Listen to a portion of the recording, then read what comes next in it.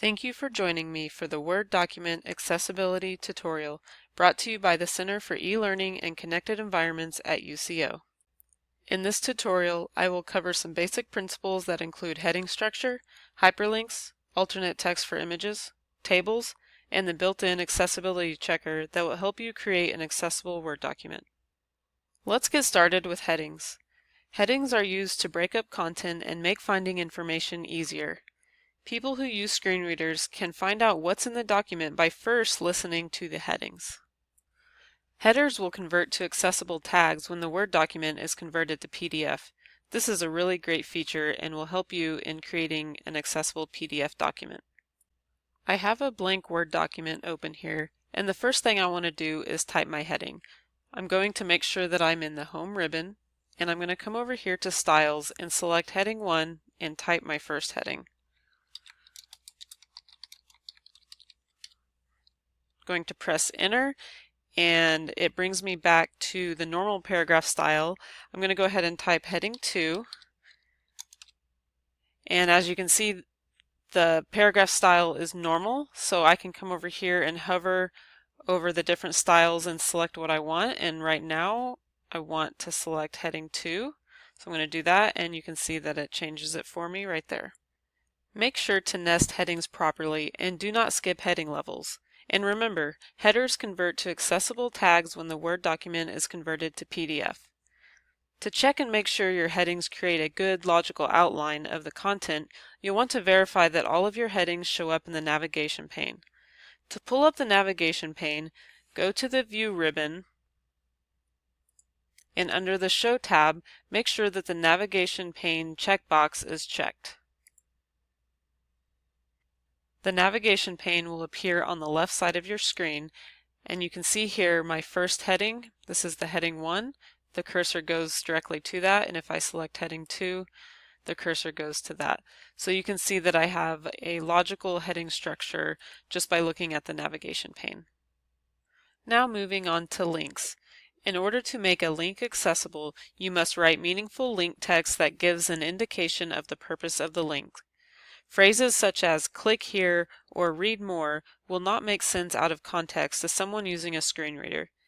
It is also important to include the full URL so that users can copy and paste it if necessary, and also have access to the link if the document is printed on paper rather than in an electronic form. Now back to my Word document, I'm ready to create a hyperlink. I'm going to go ahead and press enter twice and type a sentence.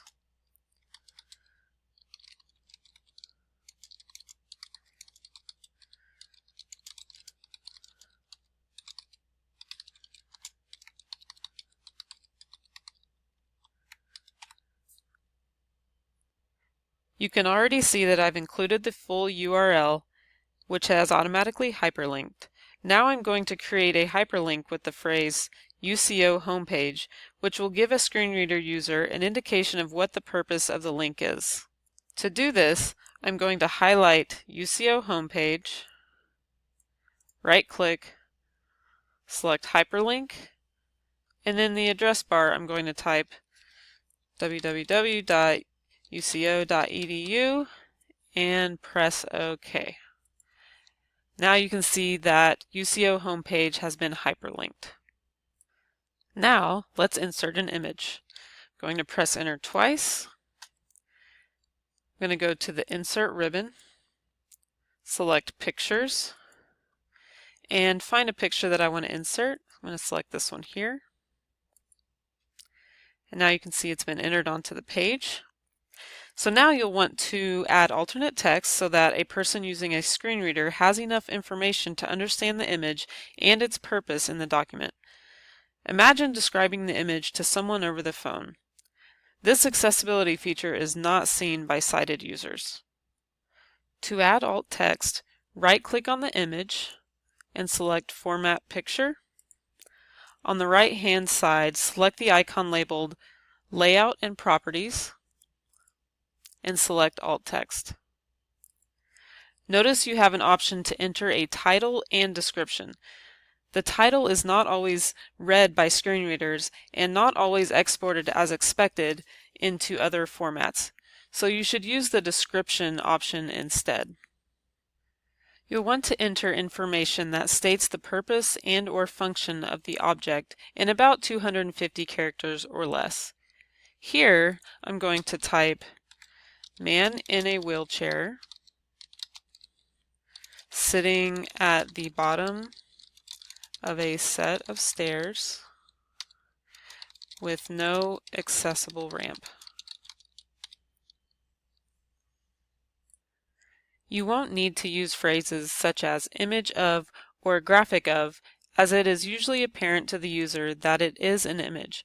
However, if the fact that an image is a photograph or illustration, it may be useful to include this in the alt text.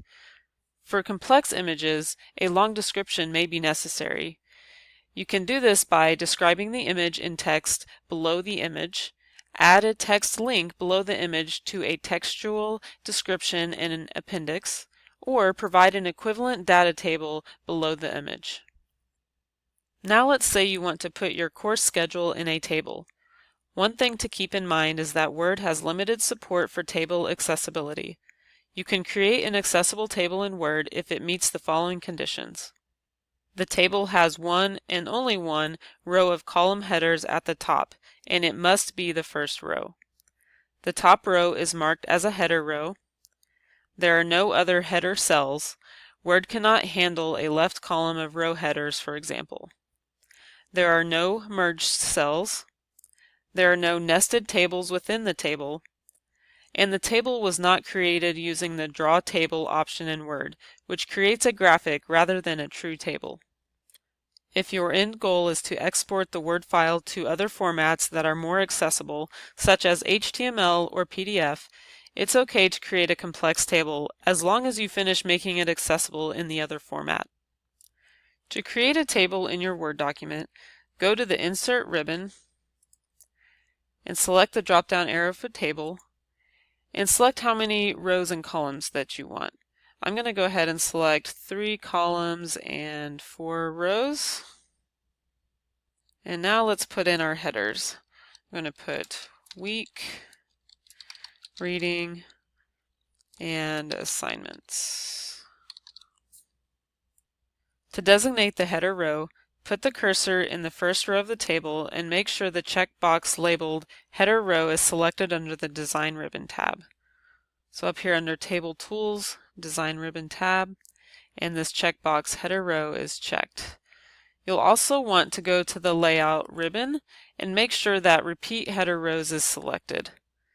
This will ensure that the header row is repeated in the case that the table extends past one page. When you finish creating your document, you can use the built-in accessibility checker to check your document's accessibility. The checker may not find all accessibility issues, therefore human judgment is often needed to ensure it is fully accessible. The accessibility checker checks your file against a set of possible issues that people who have disabilities might experience. Each issue is classified as an error, warning, or tip.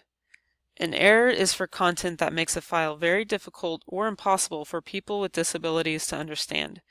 An example of this could be missing alt text for an image. A warning is for content that in most, but not all cases, makes a file difficult for people with disabilities to understand. An example of this could be an unclear hyperlink, meaning there is no descriptive text. A tip is for content that people with disabilities can understand, but that might be better organized or presented in a way that would improve their experience. Back in our Word document, to open the accessibility checker, go to the File ribbon, select Check for Issues, and Check for Accessibility. The accessibility checker will pop up on the right hand of your screen. Here you can see we have one error and 2 warnings. So under errors, it's telling me that I have missing alt text for my table. It's a good idea to add alt text to a table to give a screen reader user a little information about what the table contains. You can right-click on the table and select Table Properties, and then select the Alt Text tab and type your alt text in the description box. For this table, I could say course schedule for fall 2017 divided into 3 category columns. There are 3 rows of data in each category, and select OK. Once you select OK, you'll notice that the error has gone away. Now on to the warnings. My first warning here is telling me that I have blank table rows or columns. This will fix itself once you've typed in all of your data. Don't leave any cells blank. The last warning here is for unclear hyperlinked text. This is where human judgment comes in. We know that we have a descriptive text hyperlink for this URL from earlier, the UCO homepage link. But we still have the URL typed out, and that's why we are getting the warning. As long as you have the descriptive text hyperlink in addition to the URL, your link will be accessible. You can add a screen tip to your URL, which will make it even more accessible. You can do this by right-clicking on the URL, edit hyperlink, and select screen tip. In this space, you should type descriptive text that will be seen by a user who hovers their mouse over the URL. I'm going to type UCO homepage and select OK, OK, and now when I hover my mouse over the URL, I will see that it's for the UCO homepage. That concludes our Word document accessibility tutorial. Thank you for joining me, and remember, accessibility benefits everyone.